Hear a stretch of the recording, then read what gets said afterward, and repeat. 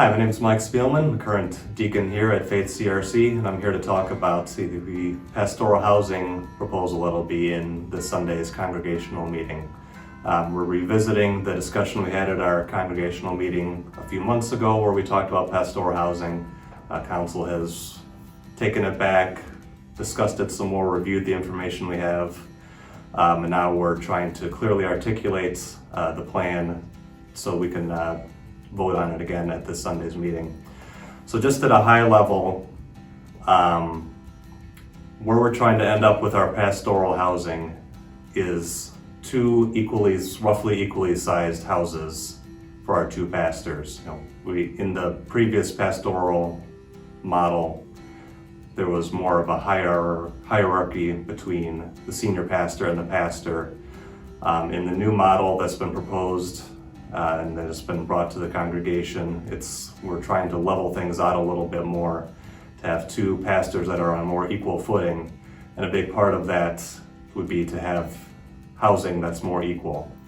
So just as some background information as a starting point, previously we had two parsonages, one on Oakland that was about 3,500 square feet, worth about $550,000 roughly.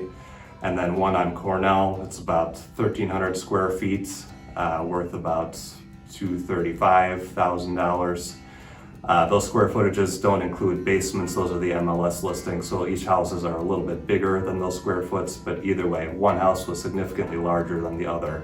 And if we're gonna have two pastors on roughly equal footing, we can't have one pastor in a house that's double the size of the other. We're also seeking to have housing that's more consistent with what we consider to be the average home of a Faith CRC member. Not anything overly large or overly small, but just what we consider to be a good sized house for a family of Faith CRC, right? Because Faith is a family church. A lot of our pastors have their own families.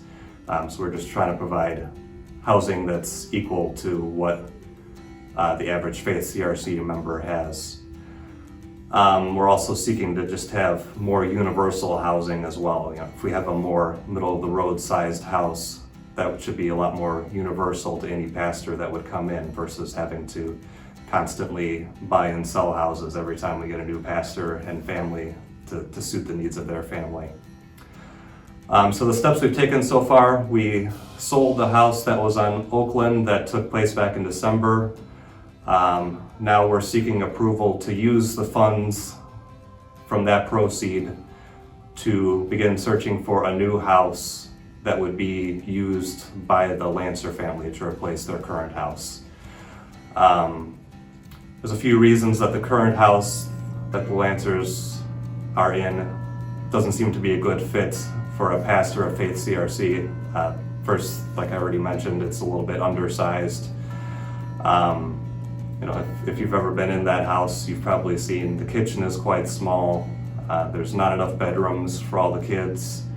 A lot of pastors, typically, not just the Lancers, but a lot of pastors typically have out-of-town family that come to visit, and there's not a lot of room for them to be able to host their families when they visit. And just not a lot of living space. When the Lancers want to host a church get-together at their house of Bible study, they usually have to rearrange all their furniture to get everyone to fit.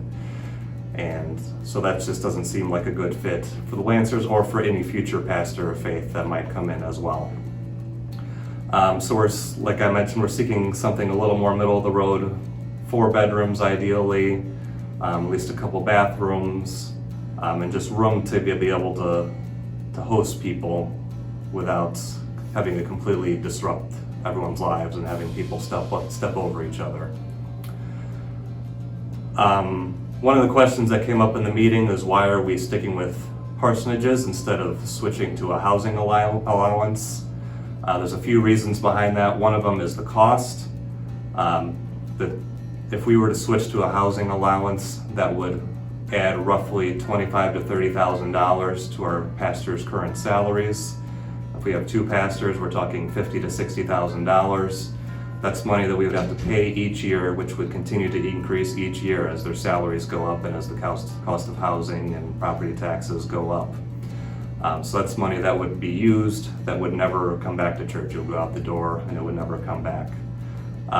Versus if we're sticking with the parsonages, those are already paid off. As part of this process, we're not seeking to take on any additional debt. We're just trying to use the money that we have from our current houses to buy 2 more equal housing that's in line with the dollars that we have and what we're seeking to accomplish. Another factor behind the cost is property taxes. If the church owns the property, so if the church owns the parsonage, then property taxes do not have to be paid. Versus if the pastor owns it themselves, then they are responsible for paying the property taxes. And then if we're doing a housing allowance, we then have to reimburse them for those property taxes. So between these 2 different factors, council thought that a better use of these funds, instead of increased salaries, that those funds could be better used for other purposes throughout the church. Another factor for sticking with parsonages is better care for our pastors. As you all know, our pastors work very hard to take care of the members of Faith Church, be it at funerals or weddings or emergency hospital visits or home visits or whatever it may be. And given all the time and effort that our pastors spend to care for our faith family, we felt the best thing we could do to take care of their family would be to remove the distractions and the expenses that come with owning a house and to provide a suitable home for them to live in.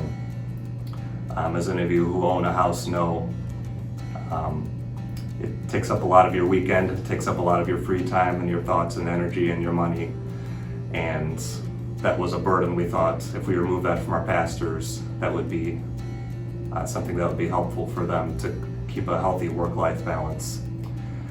And then finally, sticking with a parsonage because that is what the Lancers prefer. We've had conversations with Pastor Matthew, and with the offer of a $20,000 to $30,000 housing allowance or parsonages, his clear preference was to have a parsonage.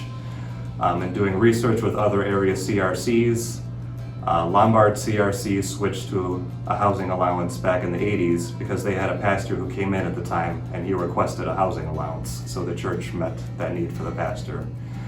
We spoke to Western Springs. They still have a parsonage because they have never had a pastor that's requested anything different. So the feedback then from the other area churches is that whatever the pastor has requested, the church has done their best to meet that pastor's request. And with our pastor requesting a parsonage, council felt that it was best to respond to that need and offer a parsonage to the Lancers. Thank you for watching, and we look forward to discussing this more at the meeting on Sunday.